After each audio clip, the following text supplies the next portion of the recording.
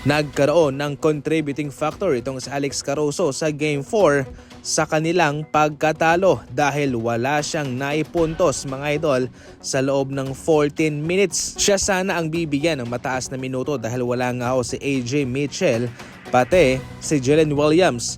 Pero bokya itong si Alex Caruso.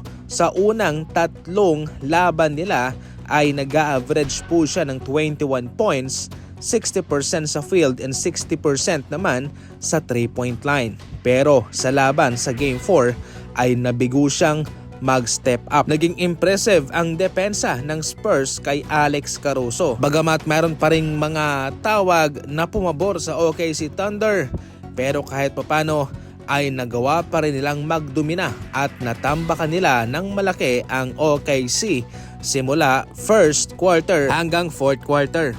Pero kilala ko itong sa Alex Caruso. Bumabawi ito, kaya sa Game 5 ay paniguradong mahihirapan ang Spurs sa kanila. Hindi papayag itong OKC Thunder na ganun-ganun na lamang ang kanilang naipakita, especially yung sa Game 4. Kaya inaasahan talaga dito maski man itong Spurs ay kanilang nakikita na mas magiging physical pa ang OKC Thunder sa Game 5. Siyempre, home court nila yon. Siguro, alam nyo na kung anong gagawin dyan.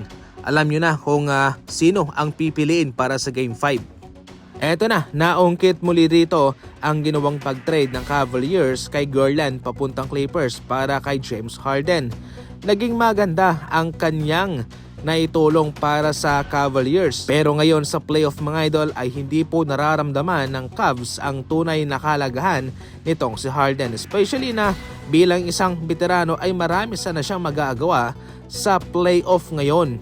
Pero ever since sa pagpasok sa conference finals ay wala pa siyang magandang naidulot at ngayon wala pa silang panalo at naghahabol sa 3 panalo ng Knicks. Ang laging rason ng Cavaliers kung bakit kanilang pinakawalan si Garland ay dahil ito'y na-injured sa playoff. Samantalang si Harden nung siya'y nasa Clippers ay healthy. Pero ngayon ay tila nag-iba ang sitwasyon. Oo, healthy nga si Harden pero hindi naman siya nag-aambag. Definitely wala talagang may nakakaalam kung ano man ang mangyayari.